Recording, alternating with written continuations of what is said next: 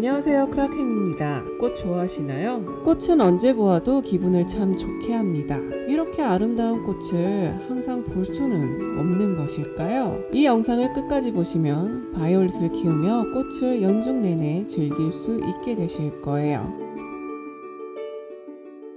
봄이 되니 예쁜 꽃 화분이 많이 보입니다. 식물을 가장 많이 구입하는 계절은 역시 봄이죠. 하지만 실내에서 꽃을 가꾸기란 참 쉽지 않습니다. 식물에게 있어 꽃은 번식을 위한 기능을 가지지요. 자손을 남기는 것도 중요하지만 일단 생존을 해야 합니다. 최소한 꽃이 피고 씨앗이 익을 때까지는 살아있어야 자손을 남길 수 있으니까요. 그래서 식물은 아무리 잘 자라도 조건이 맞지 않으면 꽃을 보여주지 않습니다. 특히 이 꽃은 에너지를 많이 필요로 하기 때문에 식물 입장에서 부담이 될 수밖에 없죠. 식물을 몇 년 동안 키워도 꽃을 보여주지 않는 경우가 바로 이에 해당합니다. 그래서 우리는 꽃을 보기 위해 많은 노력을 합니다. 가장 일반적으로는 빛을 많이 보여주고 비료를 급여하는 것이지요. 하지만 성공한다 해도 식물마다 꽃 피우는 시기가 있어 한철 꽃을 보고 1년을 기다려야 하는 경우도 많습니다. 심지어 꽃 피우는 조건이 까다로운 경우 다음 해에 꽃을 보는 것을 실패하는 일도 부지기수입니다. 식물마다 개화 조건이 다르기 때문에 잘 알아봐야 하죠. 문제는 일반적으로 그렇게까지 하는 것이 쉽지 않다는 것이에요. 주기적으로 잎의 비료를 흡수시키는 연면 시비도 해줘야 하고요. 단일 조건이 있는 겨울꽃의 경우 일정 시간 안팎으로 빛을 차단해 주어야 합니다. 또 봄꽃의 대부분은 마치 겨울을 지낸 것과 같이 일정 시간 저온 처리를 해주어야 꽃을 피우죠.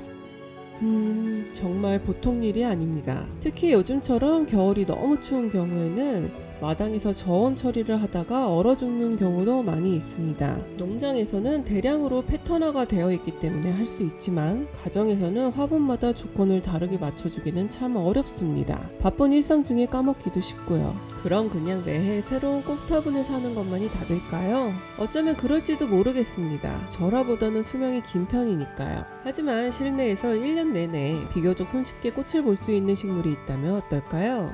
바로 아프리칸 바이올렛이죠. 변형이 쉽게 오는 특성 때문에 개량이 활발하여 굉장히 많은 종류가 있습니다. 저는 아주 화려한 프릴 겹꽃에 무늬가 있는 꽃을 참 좋아해요. 특히 바이올렛 무늬종의 경우는 잎과 색의 무늬가 다채로워 더욱 매력적입니다. 무엇보다 작게 자라기 때문에 자리 차지를 많이 하지 않아 부담스럽지 않습니다. 큰 식물도 매력적이지만 작은 식물도 참 귀엽지요. 바이올렛은 크기에 따라 명칭이 다릅니다. 식물의 지름에 따라 라지 스탠다드, 세미 미니어처, 미니어처, 마이크로 미니어처로 나뉘는데요. 국내에는 미니어처, 즉 미니 아프리칸 바이올렛이 활발하게 유통됩니다. 줄여서 미바라고도 불리죠. 또한 트레일 유형도 있는데요. 트레일은 지면을 따라 늘어지며 자라는 형태입니다. 실제로는 제비꽃과 연관이 없지만 바이올렛, 제비꽃이라고 불립니다. 아프리칸 바이올렛은 세인트 폴리아라고도 불리는데요. 세인트 폴리아는 처음 유럽에 아프리칸 바이올렛을 도입한 사람의 이름에서 따왔다고 해요. 원래 있던 식물인데 현지에서 불리는 이름이 아닌 먼저 발견해서 가져온 사람의 이름으로 짓는다니 조금은 공평하지 않은 것 같네요. 아프리칸 바이올렛 영상을 준비하다가 식쇼핑을 하러 갔었습니다. 사실 식물을 많이 키우기 때문에 안 사고 구경만 하려고 했습니다만 인간은 같은 실수를 반복합니다. 방문한 곳에 바이올렛 전문점이 있었기 때문에 더더욱 식쇼핑을 피할 수가 없었습니다. 확실히 저는 식물원보다는 식물 아울렛이 많이 두근두근 하더라고요. 식물원의 식물은 내 것이 될 수 없기 때문일까요? 봄 시즌에 맞춰 식물도 다양하게 가득 진열되어 있어서 더욱 설레었습니다. 이곳은 남사 한플라워 아울렛의 꽃사랑 다육이라는 매장인데요. 다양한 종류의 아프리칸 바이올렛을 직접 보고 구입할 수 있어 늘 이곳에서 구입하고 있습니다. 저는 식물 공부를 하다 보면 꼭 해당 식물을 사게 되더라고요. 역시 무언가를 깊이 생각하면 애정이 생기는 듯 합니다. 오랜만에 갔더니 바이올렛 존이 더욱 넓고 다양해졌더라고요. 스탠다드 유형의 잎과 꽃이 큰 친구도 있었어요. 꽃이 아름다워서 정말 탐났습니다만 아직은 가격대가 있다 보니 나중을 기약하고 다른 바이올렛들을 추가로 구입했습니다.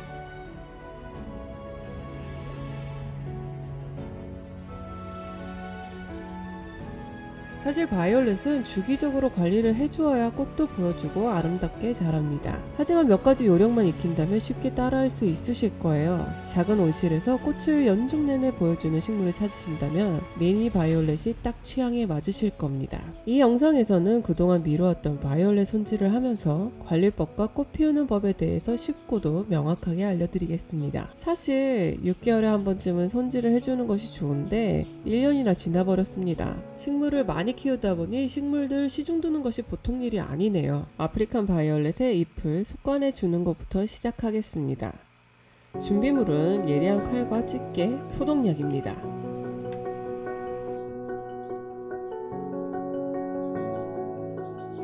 바이올렛의 잎은 잘 부러지기 때문에 아주 조심조심 잘라야 합니다.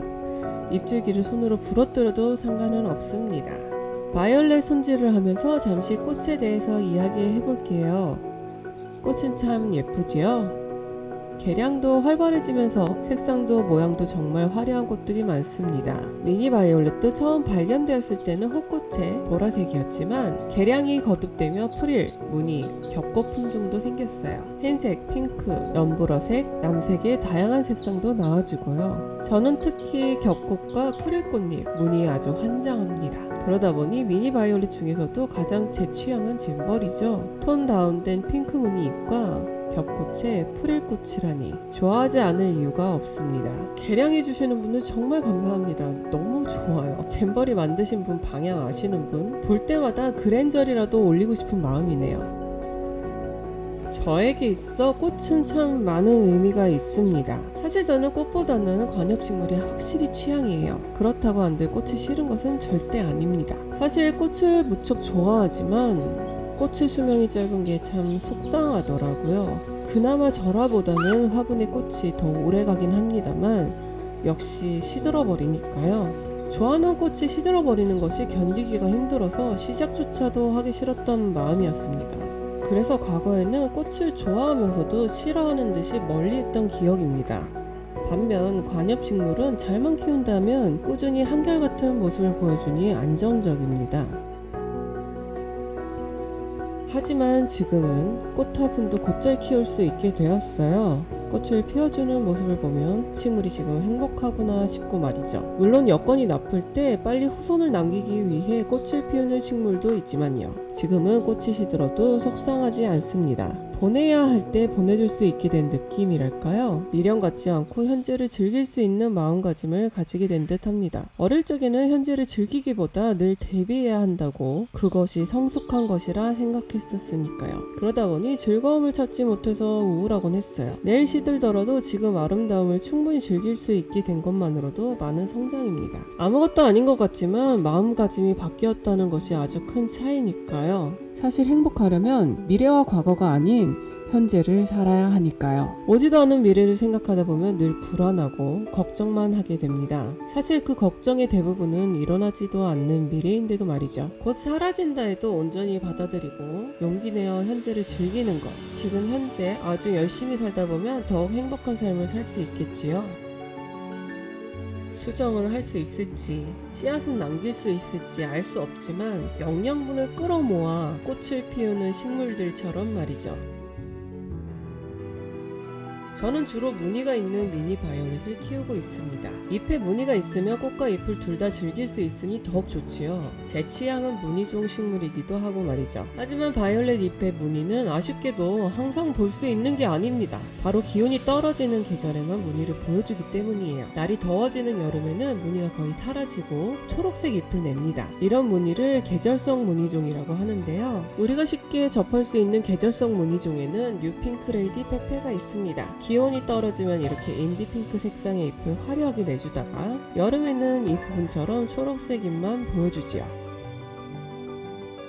미니 바이올렛은 이꼬지가 가능합니다. 물꽂이를 하기도 하지만 보통은 삽목을 하지요. 촉촉한 흙에 꽂아두고 공중 습도를 높게 유지해주면 뿌리를 내립니다. 이렇게 잎을 제거하고 잎꽂이를 하고 있는데요. 그런데 그냥 이대로 키우면 안 되는 걸까요? 식물도 짱짱하게 잘 자라고 있으니 별 문제도 없는 듯하고 말이죠. 딱히 번식하고 싶은 생각도 없고 하나를 크게 키우고 싶다면 더더욱 의문이 생기실 거예요. 잘 자라고 있는데 왜 잎을 솎아내야만 하는 걸까요? 이렇게 잎을 솎아내는 이유는 잎꽂이로 번식하기 위해서만은 아닙니다. 미니 바이올렛의 꽃대는 위쪽이 아닌 옆에서 올라오는데 빽빽하게 잎이 꽉 차 있으면 꽃대가 올라올 자리가 없어서 제대로 피우질 못하지요. 그래서 주기적으로 잎을 솎아내어 자리를 만들어 주어야 합니다. 사실 저는 식물에 손을 많이 대지 않고 그대로 자연스럽게 키우는 것을 선호하는데요. 미니 바이올렛의 경우는 일정 크기 이상으로 키웠을 때 오히려 문제가 생길 수 있습니다.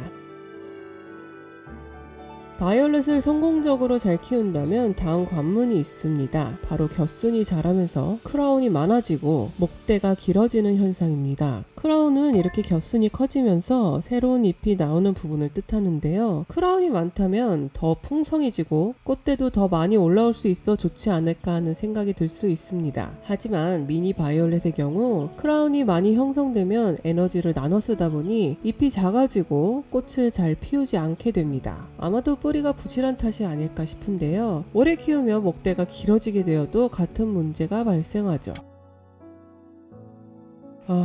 대체 이 아이들은 자연환경에서는 어떻게 살아남는 것인지 알 수가 없네요. 자연에서는 크라운을 분리해주고 목대가 길다고 심어줄 사람도 없을 텐데 말입니다. 그래서 찾아봤습니다. 자연환경에서의 바이올렛은 그늘진 숲, 아래층 개울과 폭포 근처의 바위 혹은 절벽에서 주로 자라는데요. 암석 재질에서 자라는 친구들이라 배수가 아주 좋은 흙을 사용해야 합니다. 가습에 취약하면서 공중 습도는 아주 높은 곳을 좋아하죠. 이렇게 바이올렛은 워낙 자라는 환경이 제한적이다 보니 고립되어 널리 퍼지지 못합니다. 문제는 개발로 인해 열대림이 줄어들면서 멸종 위기에 있는 것이죠. 반면 실내에서 사람들의 케어를 받고 있는 경우는 끊임없이 번성하고 있습니다. 사람으로 인해 멸종 위기지만 또 사람에게 키워지는 경우는 번성한다니 참 아이러니합니다. 이렇게 바이올렛은 자연에서보다 실내에서 아주 제격입니다. 게다가 끝없이 다양하게 개량이 가능하니 사랑받기 딱 좋죠. 어쩌면 인공적인 환경인 실내에서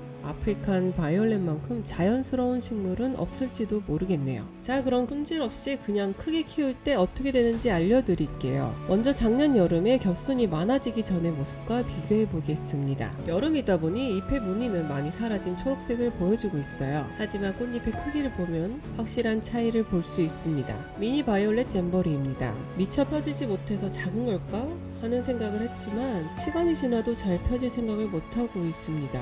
아가이삭스의 꽃은 더욱 심각합니다. 꽃잎이 거의 퇴화되다시피 하여 아주 작아요. 이후에 적절히 관리를 해주었더니 꽃잎도 커지고 잎의 무늬도 돌아오고 있는 것을 볼 수 있습니다.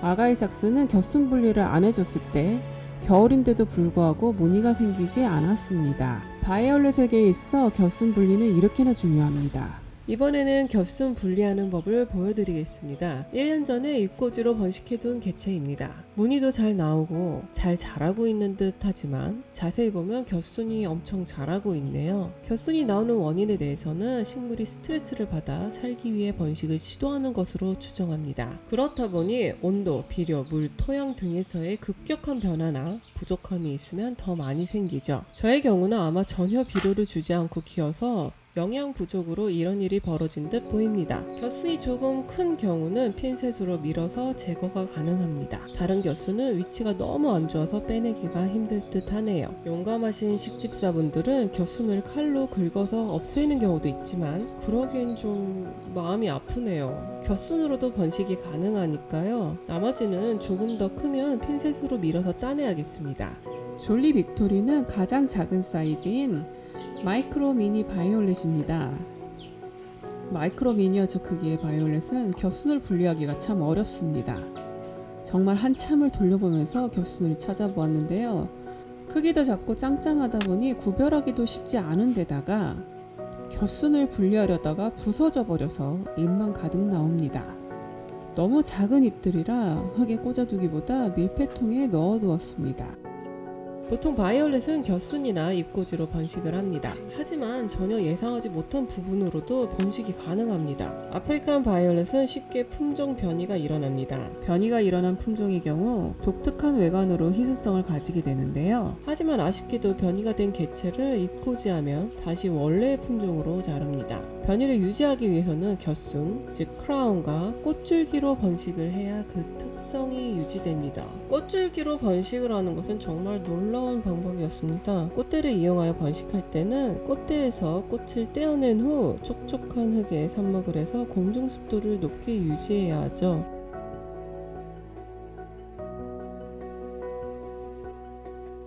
또 한 가지 오래 키우다 보니 무늬가 발현된 경우도 있습니다. 이 바이올렛은 3년 전 제가 처음으로 구입했던 친구인데요. 저렴한 일반종이고 너무 커진 나머지 해체시켜서 따로 심어주었습니다. 그런데 이렇게 키우던 잎 하나가 무늬가 생겼어요. 아쉽게도 그 이후로는 다시 민무늬가 나오고 있어서 이 잎사귀 하나만 심어 번식을 해보려 합니다. 살아남는다면 엄청 예쁜 무늬를 볼 수도 있겠습니다. 어쩌면 무늬가 사라질 수도 있지만요. 번식을 할 때는 습도가 높은 곳에서 흙이 촉촉하도록 유지해줍니다. 온실이 없다면 지퍼백에 담아두는 것도 좋습니다. 그리고 밝은 재인 메네데를 물에 희석하여 뿌려주면 뿌리가 자랄 때 더욱 도움이 됩니다. 미니 바이올렛은 잎과 줄기에 털이 엄청 많아서 뽀송뽀송해요. 이 털이 부드럽지만 조금 뻑뻑한 질감이기 때문에 먼지나 이물질이 잘 끼게 됩니다. 이물질은 보통 흙입니다. 잘 안 털려서 붓으로 청소를 해주어야 해요. 왜냐하면 잎 샤워를 추천하지 않기 때문이죠. 공중 습도는 높은 것을 선호하지만 직접적으로 잎에 물이 닿는 것은 좋아하지 않아요. 잎에 물이 닿으면 털 때문에 통풍이 쉽지 않아서 곰팡이병에 취약합니다. 물이 잎에 묻은 채로 강렬한 빛에 닿으면 변색이 되기도 합니다. 잎에 털이 나 있는 식물들 대부분은 바로 물에 닿는 것을 좋아하지 않아요. 그래서 물을 줄 때는 위에서 물을 주지 않고 저면 관수를 하는 것이 좋습니다. 물론 잎이 물에 닿지 않도록 피해서 물을 급여하면 위에서 줘도 되죠. 미니 바이올렛은 13도에서 32도까지 견딜 수 있다고 해요. 안정적으로는 19도에서 26도가 좋습니다. 일반적인 실내 가정집 온도의 범주이죠. 번식을 할 때는 19도 이하에서 뿌리를 내리기 좋습니다. 그래서 여름을 피해서 번식을 하는데요. 뿌리를 내리기 좋다는 것은 분갈이 하기도 좋다는 것을 뜻하죠. 습도가 높은 것을 좋아하기 때문에 환기를 신경 써주지 못하면 곰팡이가 생기기 쉽습니다. 그중 흰가루병에 걸리기 쉽다고 알려져 있는데요. 흰 가루병은 습한 환경, 특히 낮과 밤의 기온차가 15도 이상인 곳에서 번성합니다. 실내에서 기른다면 15도의 차이가 날 리 없으니 큰 문제가 없을 듯 하네요. 바이올렛의 뿌리를 꺼내보면 가늘고 부실한 것을 볼 수 있습니다. 때문에 화분이 큰 것보다는 작은 것을 더 좋아하죠. 게다가 뿌리가 부실하다는 것은 과습에 특히 취약하다는 뜻이니 작은 화분이 물을 빨리 말릴 수 있어서 적합합니다. 우리가 가장 쉽게 접할 수 있는 미니 바이올렛은 지름 5cm 화분을 사용하면 적당합니다. 더 큰 화분으로 분갈이를 하는 것이 아니라 같은 크기의 화분에 흙만 갈아서 다시 심어주는 방법이 추천됩니다. 하지만 뿌리가 너무 약하기 때문에 뿌리에 붙은 흙을 너무 많이 털어내면 좋지 않습니다. 때문에 살살 털어주고 새로운 흙을 채워줍니다. 너무 뿌리가 많이 자란 경우에 뿌리의 하단을 조금 잘라낸 후 흙을 채워 심어주기도 하죠. 약간은 다육식물의 분갈이 방법과 비슷하게 느껴지네요. 흙은 퍼라이트, 비트모스, 바크, 바이오차 등을 섞어 쓰는데요. 배수가 좋게 하는 것이 최우선이고 영양을 보충해주는 형태로 가는 것이 좋습니다. 비료는 수용성 비료로 2주에 한 번씩 급여해주는 것을 권장합니다. 뿌리가 약한 편이므로 비료가 과했을 때 해를 입을 확률이 높기 때문이에요. 저는 번식용으로 심어둔 잎이나 크라운에는 밝은재, 메네데를 섞어서 급수를 하고 무채에는 꽃 전용 비료를 사용하고 있습니다. 그럼 바이올렛의 꽃 피우는 방법을 알려드릴게요. 꽃을 피우려면 하루 최소 6시간 이상의 밝은 빛이 필요합니다. 여름철에 직사광선에는 타버리지만 햇빛이 잘 든다면 실내에서 가장 밝은 창가에 두면 적당하죠. 물론 여건이 좋지 못하다면 식물 등을 사용하면 됩니다. 어느 정도 뿌리가 차올라야 꽃을 보여주므로 꽃을 보기 위해서는 너무 큰 화분은 좋지 않습니다. 꽃비료를 주면 꽃을 더욱 자주 보여주게 되죠. 식물이 꽃을 피우는 것은 아주 많은 영양소를 필요로 하기 때문에 꽃 전용 비료는 거의 필수라고 생각하시면 됩니다. 비료를 사용하지 않고 키워보니 1년에 두어 번 꽃을 보여주네요. 습도가 높아야 꽃을 볼 수 있습니다. 건조하면 꽃봉오리가 말라버리기 때문이에요. 습도는 60%가량의 습도를 선호하므로 온실에서 키워주는 것을 추천합니다. 아까 말씀드렸듯이 잎이 빽빽하다면 속건해주어 꽃대가 올라올 자리를 만들어주세요. 꽃대가 올라올 자리가 없다면 그대로 시들어버리니까요. 그래도 꽃이 안 핀다면 또 방법이 있습니다. 이 미니 바이올렛은 덴버돌인데요. 2년째 키우고 있는데도 아직 한 번도 꽃을 보여주지 않았어요. 같은 조건 안에서 키우고 있는데 다른 미니 바이올렛들은 모두 꽃을 보여주었습니다. 그저 기다림이 답인가 싶었는데 자료를 찾다 보니 꽃을 피우는 새로운 방법이 있었습니다. 바이올렛의 어떤 품종은 화분을 두들겨서 자극을 주어야 꽃을 피운다고 합니다. 정확한 이유는 알 수 없지만 지각 변동이나 지진과 같은 것을 느끼면 종을 보존하기 위해서 꽃을 피우는 것 같다고 추측합니다. 만일 여러 조건들이 모두 제공되었는데도 불구하고 꽃을 안 보여준다면 책상 위에 탕탕 두들겨 보는 것도 방법이겠습니다. 바로 이렇게요. 자, 이제 꽃 보여줄 마음이 들었니? 번외로 한 친구를 보여드릴게요. 이 친구는 프리티 터틀입니다. 잎이 아주 아름답죠? 꽃은 소박하지만 잎이 크고 무늬가 나 있어 매력적입니다. 프리티 터틀은 스트랩토카르푸스로 미니 바이올렛과는 같은 과에 속해 있습니다. 그래서인지 키우는 조건도 무척 흡사하죠. 조금 이상한 것은 잎에 털이 있다는 이유로 이 프리티 터틀이 베고니아로 분류되어 유통되어 있다는 점이죠. 어째서인지 이렇게 혼합되어 유통되는 경우가 많더라고요. 아마도 베고니아가 유명하다 보니 같이 검색에 걸리기 위해 그런 것이 아닐까 생각되네요.